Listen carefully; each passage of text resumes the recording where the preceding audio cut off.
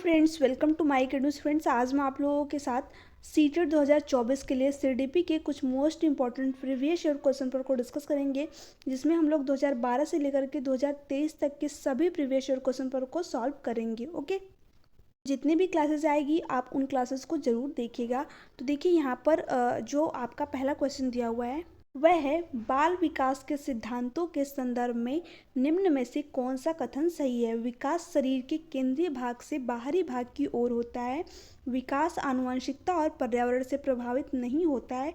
ऐसे क्षेत्र में विकास का अन्य क्षेत्रों के विकास पर कोई प्रभाव नहीं पड़ता है। विकास पूर्णतः संख्यात्मक है और इसे सटीक रूप से मापा जा सकता है। तो देखिए फ्रेंड्स, इसमें आपको इसका राइट आंसर बताना है। इसमें देखिए क्या क्वेश्चन पूछा है, बाल बाल विकास सिद्धांतों के बारे में जो है यहाँ पे आपसे पूछा हुआ है। तो देखिए यहाँ पर आपका फर्स्ट वाला ऑप्शन इसका राइट आंसर हो जाएगा, यानी जो विकास है शरीर के केंद्रीय भाग से बाहरी भाग की ओर होता है, जिसे प्रॉक्सिमो डिस्टल का सिद्धांत भी कहते हैं।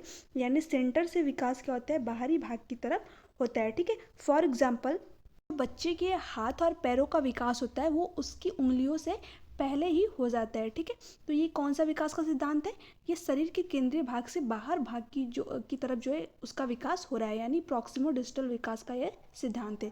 तो यहाँ पे आपका जो है फर्स्ट वाला ऑप्शन इसका राइट आंसर हो जाएगा। नेक्स्ट देखिए यहाँ पर दिया हुआ है, विकास आनुवंशिकता और पर्यावरण से प्रभावित नहीं होता है। तो देखिए ऐसा बिल्कुल भी नहीं है।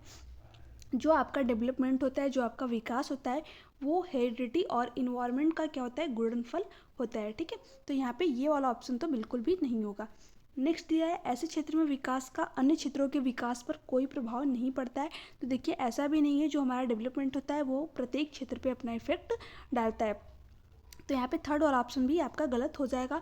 नेक्स्ट है, विकास पूर्णतः संख्यात्मक है, इसे सटीक रूप से मापा जा सकता है। तो देखिए जो हमारा डेवलपमेंट है इसे कभी भी मेज़र नहीं किया जा सकता। जो हमारी ग्रोथ होती है उसको जो है हम मेज़र कर सकते हैं। तो यहाँ पे ये वाला ऑप्शन जो है ये भी गलत हो जाएगा।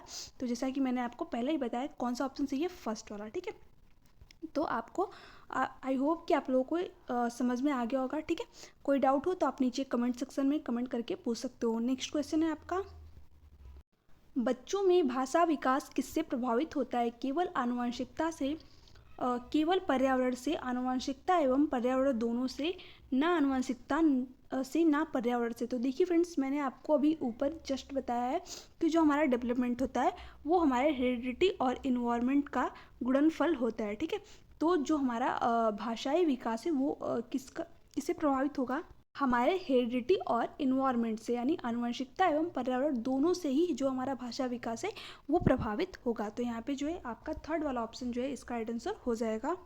बच्चा क्या करता है, जब अपनी शुरू की स्टेजेस में वो रहता है तो वो क्या करता है, अनुकरण के थ्रू जो है चीज़ों को सीखता है। यानी जो उसका लैंग्वेज है वो भी क्या करता है, वो अपने माता पिता से सुन करके सीखेगा, या फिर उसके घर में जो भी सदस्य होते हैं उनसे वो चीज़ों को जो है उनका अनुकरण करके वो चीज़ों को सीखता है। ठीक है, तो यहाँ पे आपका थर्ड वाला ऑप्शन बिल्कुल करेक्ट हो जाएगा। नेक्स्ट क्वेश्चन है आपका, एक प्रगतिशील कक्षा केवल मूक श्रवण को प्राथमिकता देता है, अधिगमकर्ताओं की व्यक्तिगत विभिन्नताओं का सम्मान करता है, अंक उन्मुख होता है, अधिगम के व्यवहारवादी सिद्धांतों पर निर्धारित होता है। तो देखिए यहाँ पे प्रोग्रेसिव क्लासरूम की बात हो रही है। तो जो प्रोग्रेसिव क्लासरूम होता है वो क्या करता है, व्यक्तिगत विभिन्नताओं को सम्मान देता है। यानी एक प्रगतिशील कक्षा में क्या होता है, सभी प्रकार के जो है बच्चों को महत्व दिया जाता है। तो यहाँ पे आपका जो है सेकंड वाला ऑप्शन राइट हो जाएगा, अधिगमकर्ताओं की व्यक्तिगत विभिन्नताओं को सम्मान करता है। ठीक है, नेक्स्ट क्वेश्चन है आपका, लॉरेंस कोहलबर्ग के नैतिक विकास के सिद्धांत के अनुसार सजा टालने के लिए नियमों का पालन करना किस चरण को दर्शाता है, प्रथा पूर्व चरण, प्रथागत चरण, अमूर्त संक्रियात्मक चरण, उत्तर प्रथागत चरण।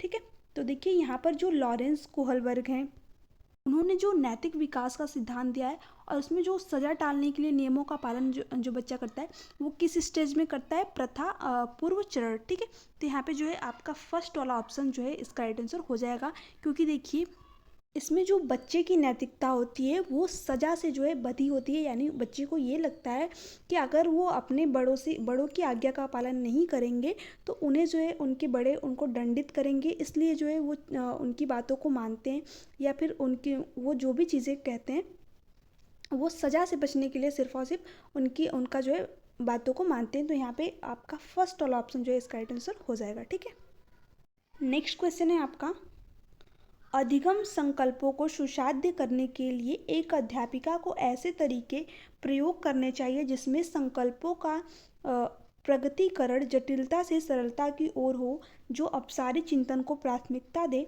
जो विभिन्न संकल्पों के बीच संबंध खोजने को महत्व दे, जो विद्यार्थियों के बीच प्रतिद्वंदिता रूपी संस्कृति पैदा करे। तो देखिए फ्रेंड्स, यहाँ पर दिया है अधिगम संकल्पों को सुसाध्य करने के लिए एक अध्यापिका को ऐसे तरीके का प्रयोग करना चाहिए। ठीक है, तो अध्यापिका को जो है कौन से तरीकों का प्रयोग करना चाहिए, जो विभिन्न संकल्पों के बीच में जो है संबंध खोजने को महत्व दे। ठीक है, तो यहाँ पे थर्ड वाला ऑप्शन जो है बिल्कुल आपका राइट आंसर हो जाएगा, क्योंकि जब बच्चा जो है विभिन्न संकल्पों के बीच में संबंध खोजता है तो जो है उसकी अधिगम प्रक्रिया अधिक सुसाध्य होती है। ठीक है, तो यहाँ पे आपका थर्ड वाला ऑप्शन बिल्कुल करेक्ट हो जाएगा।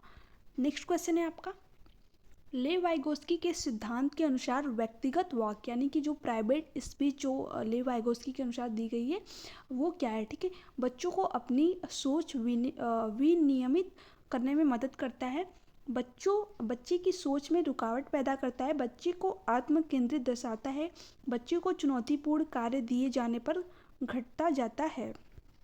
तो देखिए फ्रेंड्स, जो लेव वाइगोस्की थे ये एक रूसी मनोवैज्ञानिक थे जिन्होंने कि सोशियो कल्चरल थ्योरी दी, यानी कि सामाजिक सांस्कृतिक विकास का सिद्धांत दिया।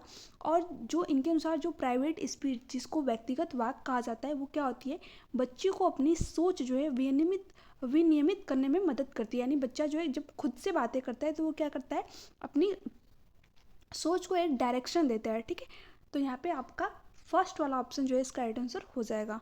नेक्स्ट क्वेश्चन है आपका, लेव वाइगोस्की के अनुसार शिक्षक बच्चों के अधिगम में किस प्रकार मदद कर सकते हैं, उपयुक्त इनाम देकर, सख्त सजा देकर, मदद की मात्रा व स्वरूप में बदलाव करके, उन्हें ब्लैक बोर्ड से सारे उत्तर नकल करवाकर। तो देखिए फ्रेंड्स, जो सीटेट का एग्ज़ाम है इसमें आपके कुछ नेगेटिव वर्ड होते हैं, जैसे कि जो नकल करवाना है, अगर ये आपको कहीं पर भी दिख जाए तो वो आपका जो है ऑप्शन कभी भी नहीं हो सकता है। ठीक है, इनाम देना, ये सारी चीज़ें भी नेगेटिव वर्ड के अंतर्गत आती है। इसके लिए मैं एक अलग से क्लास बना दूंगी जिसमें कि आपके जो है नेगेटिव वर्ड और पॉजिटिव वर्ड दोनों ही मैं आपको बता दूंगी, जिससे जब आप क्वेश्चन को सॉल्व करेंगे तो उसमें आपको थोड़ी सी जो है हेल्प मिल जाएगी। ठीक है, इस तरीके से आपको अगर कुछ क्वेश्चन नहीं भी आ रहे हैं तो उसमें अगर आप इन वर्ड का यूज़ कर लेते हो या फिर ये आपको वर्ड कहीं पर दिख जाते हैं तो वो जो है आप वहाँ पे ऑप्शन एलिमिनेट कर सकते हो। ठीक है, तो यहाँ पे देखिए सख्त सजा देकर, तो इसमें तीनों ही ऑप्शन आपके गलत हो गए, सिर्फ और सिर्फ एक ही ऑप्शन बचता है जो कि आपका राइट आंसर हो जाएगा। देखिए, जो जब भी आप सीटेट का एग्ज़ाम दे रहे हो तो बच्चों को भगवान का दर्जा दीजिए। बच्चा क्या है, भगवान का रूप है, उसको जो है कभी भी सज़ा नहीं देना है। ठीक है, उसको कभी भी दंडित नहीं करना है। ऐसे अगर आपको जो है आंसर देखने को मिल जाए तो उसको आप पहले ही गलत काट दीजिए। आपको बच्चों को कभी भी सज़ा नहीं देना है सीटेट के एग्ज़ाम के पॉइंट ऑफ व्यू से। ठीक है, तो देखिए जो लेव वाइगोस्की हैं उनके अनुसार क्या करना चाहिए, शिक्षक बच्चों की अधिगम में किस प्रकार मदद कर सकते हैं, मदद की मात्रा व स्वरूप में बदलाव करके। ठीक है, यानी ये किसकी बात करते हैं, सहयोगात्मक अधिगम की। ठीक है, सहयोगात्मक यानी कि कोऑपरेटिव लर्निंग की ये बात करते हैं, यानी सहयोग से जो है बच्चा सीख सकता है। तो यहाँ पे स्पेस नहीं है, आप लोग लिख लीजिएगा क्योंकि यहाँ पे थोड़ी सी प्रॉब्लम होती है स्क्रीन पर लिखने में।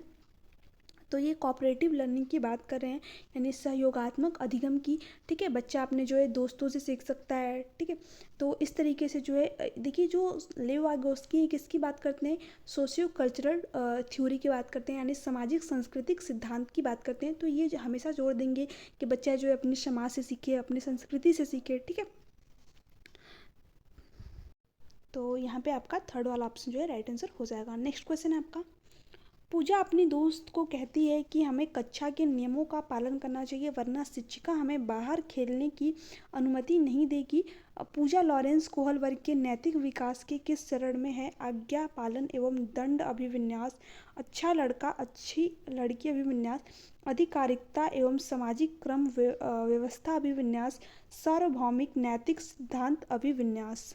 तो देखिए, मैंने आपको अभी जस्ट ऊपर ही बताया है एक क्वेश्चन में कि जो बच्चा है वो जो प्रथा पूर्व चरण होता है कौल वर्ग के अनुसार, उसमें क्या करता है, किसी भी बात को तभी मानता है जब उसको ये लगता है कि कहीं उससे बड़ों से दंड न मिल जाए। ठीक है, यानी वो क्या करता है, सजा से बचने के लिए चीज़ों को मानता है। तो यहाँ पे कौन सी स्टेज होगी, आज्ञा एवं दंड अभिविन्यास। ठीक है, यहाँ पर क्या है, जो पूजा है वो अपनी दोस्तों से कहती है कि हमें कक्षा के नियमों का पालन करना चाहिए, वरना शिक्षिका हमें बाहर खेलने की अनुमति नहीं देगी। यानी जो पूजा है वो दंड के डर से जो है बाहर खेलने नहीं जा रही है। ठीक है, तो वो इसलिए ऐसा कर रही है क्योंकि उसे सज़ा मिल जाएगी। ठीक है, तो इसलिए क्या कर रही है, वो शिक्षिका की आज्ञा का पालन कर रही है। तो यहाँ पे आपका फर्स्ट वाला जो है ऑप्शन इसका राइट आंसर हो जाएगा।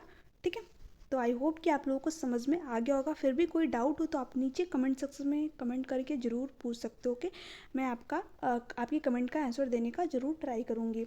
नेक्स्ट क्वेश्चन है आपका, हावर्ड गार्डनर के अनुसार निम्नलिखित में से कौन सा कथन सही है। बुद्धिमत्ता एक स्थिर और अस्थायी विशिष्टता है।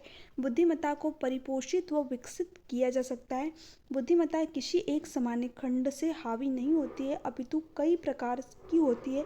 बुद्धिमत्ता को एकाकी आयाम से सहसंबद्ध नहीं किया जा सकता।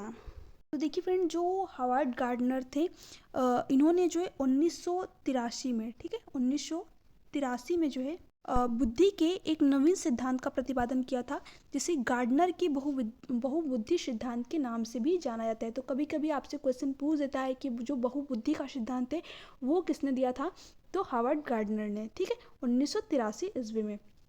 और जो देखिए इनके जो सिद्धांत है उसके अनुसार इनका ये कहना है कि जो हमारी बुद्धि होती है वो क्या है, यानी कि जो हमारे बुद्धि का स्वरूप होता है वो एकाकी ना होकर के बहुकारकी होता है। ठीक है, यानी एक क्षेत्र में हमारी बुद्धि नहीं होती बल्कि कई क्षेत्रों में जो है हमारी बुद्धि होती है। ठीक है, तथा प्रत्येक बुद्धि जो है एक दूसरे से अलग होती है।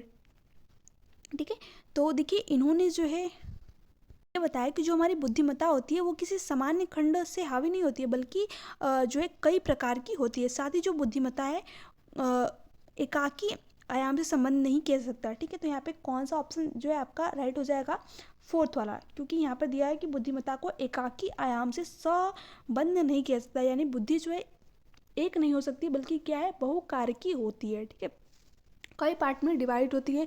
जैसे कि जो संगीत कार्य, जैसे कि आप लता मंगेशकर को ले लीजिए, तो उनके अंदर कौन सी बुद्धि थी, संगीतकार वाली। ठीक है, तो इसी तरह जिसकी बुद्धि जो है जिस क्षेत्र में ज़्यादा होती है, मतलब जिस क्षेत्र में इंटरेस्ट होता है, ठीक है, उसी के अगर वहाँ पे जो उसकी बुद्धि होती है उसका IQ लेवल उस क्षेत्र में अच्छा है, तो वहाँ पर जो है उसकी बुद्धि मतलब उसी के अनुसार जो है अपना काम करता है। नेक्स्ट क्वेश्चन है आपका, एक बाल केंद्रित शिक्षा में शिक्षिका की कोई भूमिका नहीं होती। शिक्षिका की सक्रिय भूमिका होती है तथा विद्यार्थी निष्क्रिय होते हैं। विद्यार्थियों की सक्रिय भूमिका होती है तथा शिक्षिका निष्क्रिय होती है। शिक्षिका व विद्यार्थी दोनों की सक्रिय भूमिका होती है। देखिए यहाँ पे चाइल्ड सेंटर्ड एजुकेशन की बात की गई है, यानी बाल केंद्रित शिक्षा की बात की गई है। तो यहाँ पर क्या होगा, जो शिक्षिका होती है और विद्यार्थी दोनों की ही सक्रिय भूमिका होना अनिवार्य है, क्योंकि जो बच्चा होता है वो भी क्या करता है, प्रश्न पूछता है, और जो टीचर होता है वो क्या करता है, उसके प्रश्न का उत्तर देता है। ठीक है, तो यहाँ पे क्या होता है, एक्टिव क्लासरूम चाहिए। ठीक है, एक्टिव क्लासरूम जो है यहाँ पर चाहिए। जो चाइल्ड सेंटर्ड जो है क्लासरूम होती है उसमें एक्टिव रहना चाहिए शिक्षक और अभ्यर्थी दोनों को ही। साथ ही साथ हैंड्स ऑन एक्टिविटी के थ्रू बच्चों को सिखाना चाहिए, ताकि जो बच्चा हो वो क्या हो, हमेशा एक्टिव रहे चीज़ों को सीखने के लिए। ठीक है, तो यहाँ पे इन चीज़ों को ध्यान में रखना चाहिए बाल केंद्रित शिक्षा के अंदर।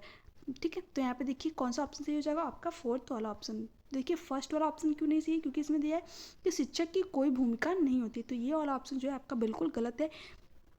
नेक्स्ट दिया था शिक्षक की सक्रिय भूमिका होती था, विद्यार्थी निष्क्रिय होते हैं।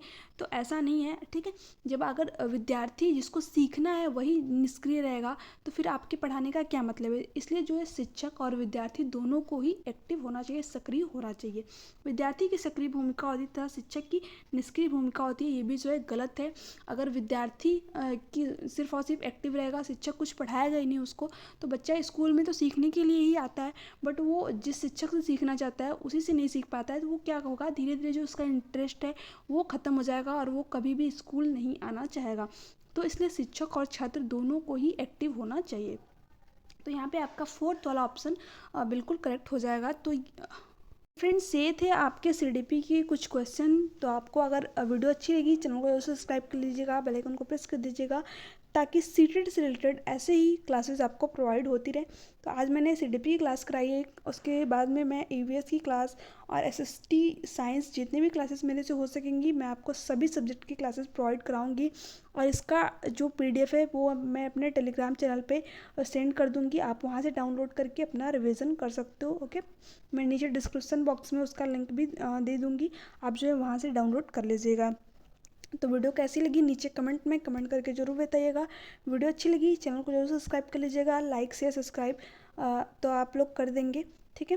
तो थैंक्स फॉर वॉचिंग मी।